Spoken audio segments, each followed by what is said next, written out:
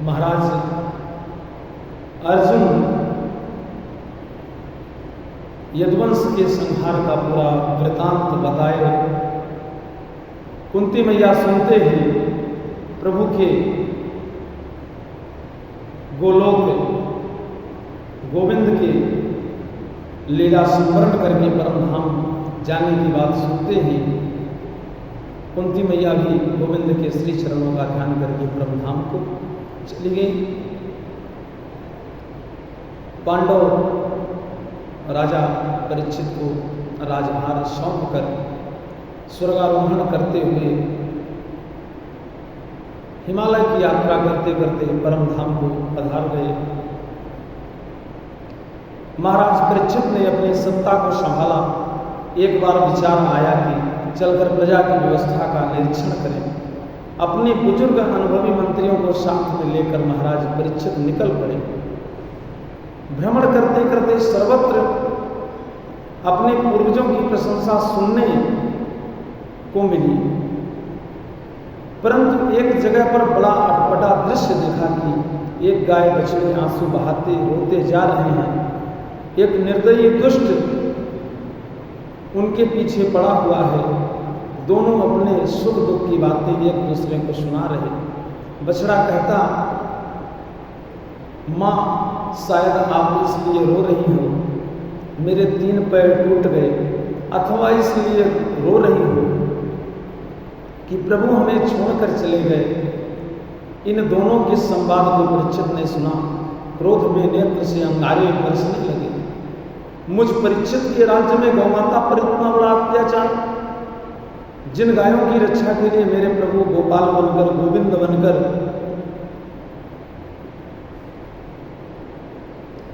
उनके साथ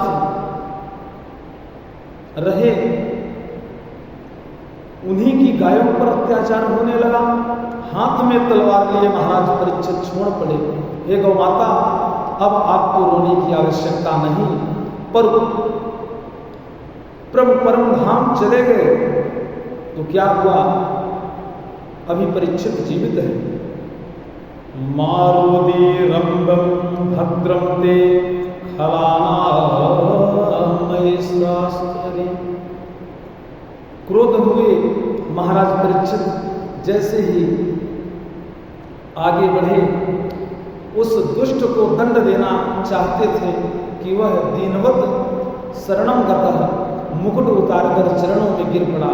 त्राहिमाम त्राहिमाम महाराज परीक्षित, महाराज रक्षा करें। शरणागत की रक्षा करना छात्र धर्म होता है। ये जानकर महाराज परीक्षित ने खड्ग को म्यान में कर लिया और कहा, हे गौमाता, आप कौन हैं? मैं जान गया आप साधारण गाय बछड़े को हो नहीं। आपके संवाद को सुनकर ही मैं समझ गया। हे वृषभ, आप कौन हैं? क्योंकि आपके तो 3 पैर टूटे हुए हैं। तुम्हारी ये दुर्दशा किसने की?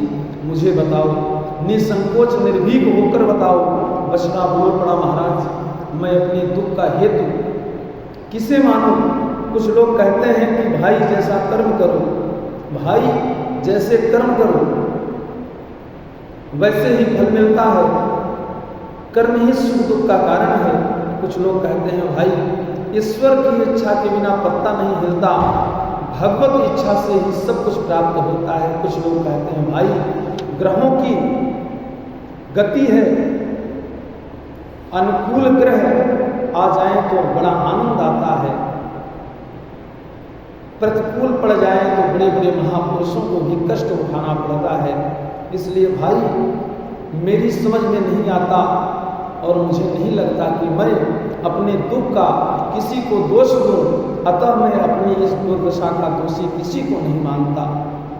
महाराज परीक्षित बोले, बस मैं पहचान गया, आप साक्षात धर्म हैं। क्योंकि पापी को तो पाप का फल मिलता ही है, लेकिन पापी के पाप की चर्चा करने वाला भी पाप का भागीदार हो जाता है। और इसलिए आपने किसी के दोष की चर्चा अपने मुख से नहीं की। आप साक्षात धर्म हैं और ये गौमाता साक्षात धरणी पृथ्वी हैं, जिनका भार उतारने के लिए प्रभु आए थे। अब लीला संवरण करके परमधाम चले गए। इसलिए उनके वियोग में दुखी हैं। पर ये धूर्त कौन है जो तुम दोनों के पीछे पड़ा है, ये समझ में नहीं आया। क्यों भाई, तेरा परिचय? चरणों में गिरकर बोला, सरकार मैं कलयुग हूँ।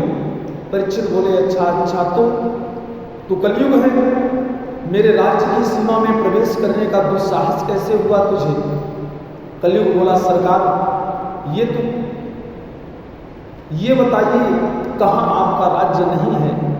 इस सप्तद्वीप वसुंधरा पर एक छत्र आपका ही साम्राज्य है प्रभु। जाऊं तो जाऊं कहाँ? सब जगह आप धनुष बाण लिए दिखाई पड़ते हैं। शरण में आ गया हूँ महाराज, जो स्थान बता देंगे वहीं रह जाऊंगा। महाराज परीक्षित बोले, अच्छा ये बताओ तुम्हारे अंदर गुण कितने हैं और दोष कितने हैं? कलयुग बोला, महाराज दोषों का तो भंडार हूं, पर गुण सिर्फ एक है।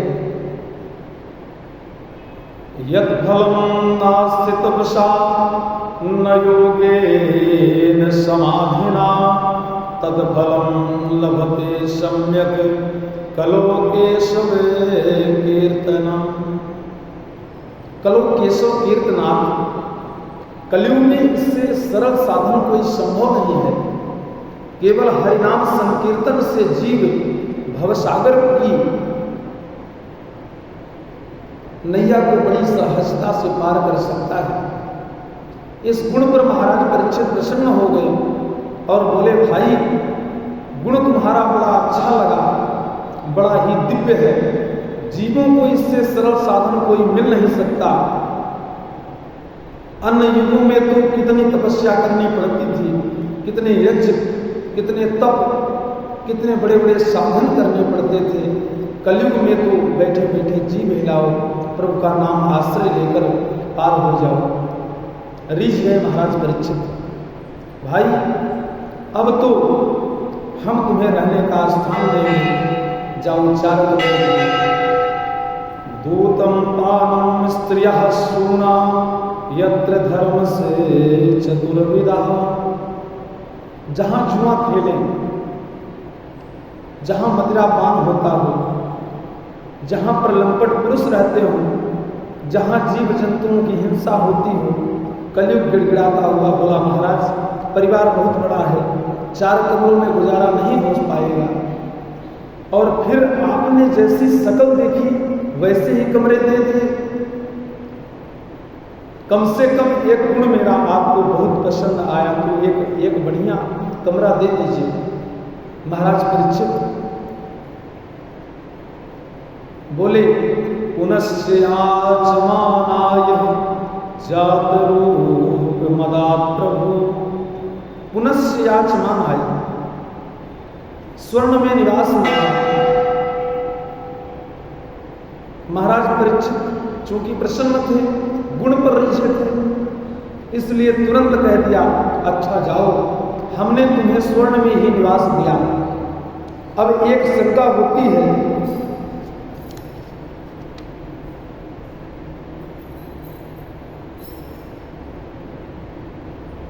प्रथम स्कंद में बड़ी सुंदर कथा आती है। प्रथम स्कंद में सूत जी महाराज कह रहे हैं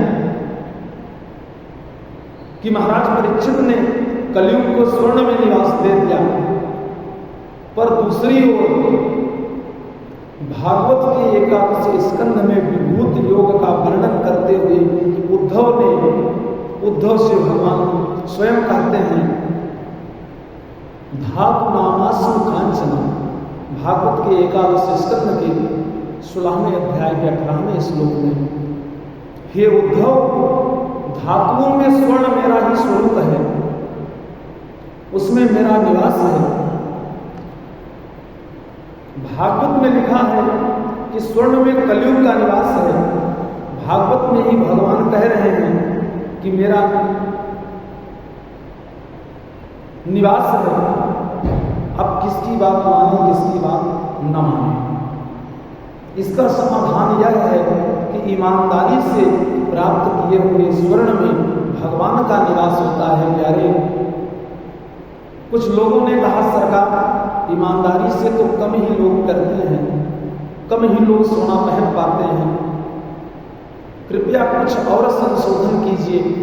तो पूज्यपाद प्रातः शरणी गोस्वामी तुलसीदास जी महाराज श्री रामचरितमानस में कहते हैं कि जड़ चेतन गुण दोषमय विश्व कीन करकार।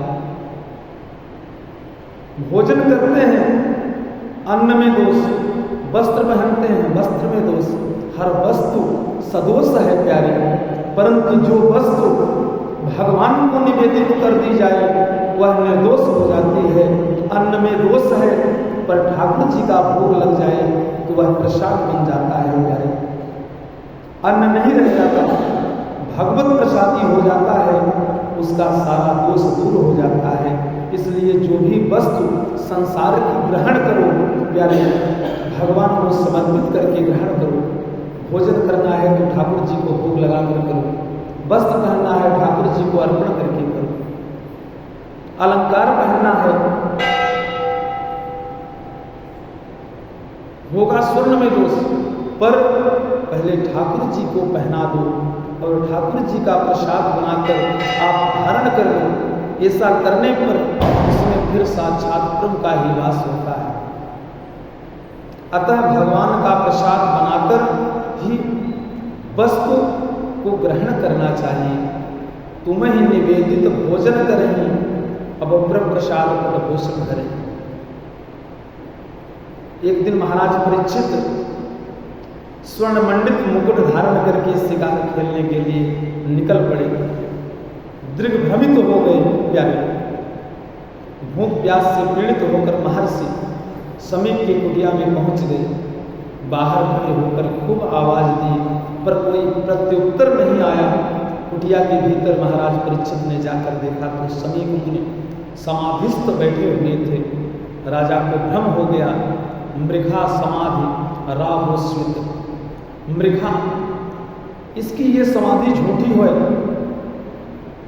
ये मेरा शब्द सुन रहा है पर आंख बंद करके बैठा है, ताकि राजा के चक्कर में कौन पड़े। अपने आप चिल्लाकर चला गया।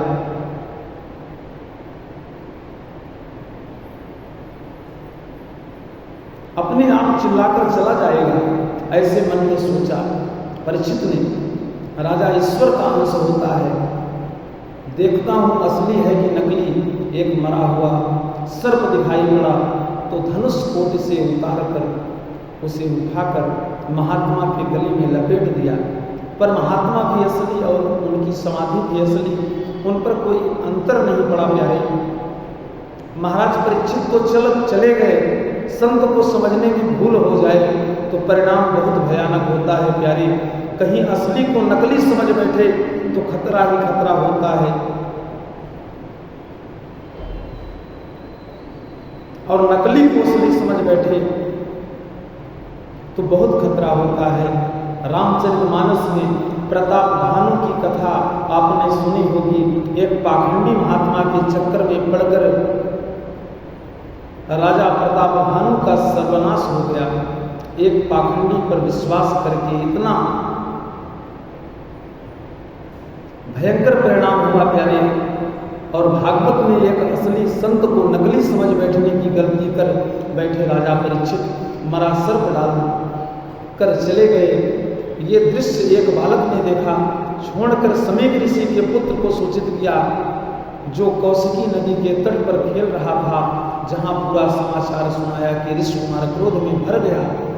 वह बालक तुरंत नदी के जल में प्रविष्ट हो गया और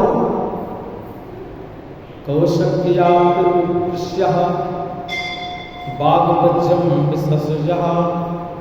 नदी का जल अपने हाथ में लेकर महाराज परीक्षित को भयंकर श्राप दे दिया।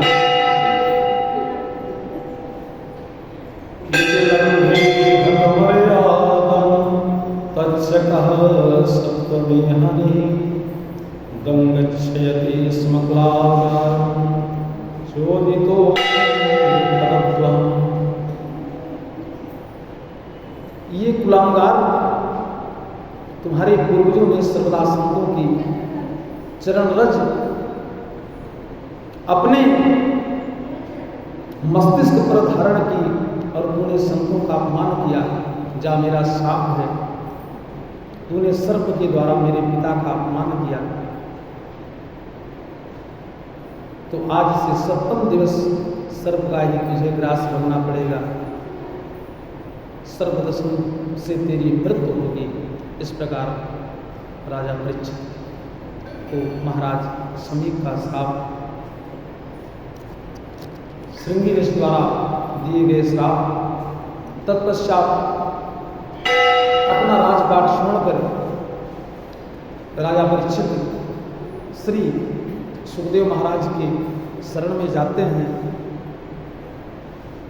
और सप्ताह एक विधि को समझकर श्रीमद् भागवत कथा श्रवण करके परम धाम को प्राप्त करते हैं।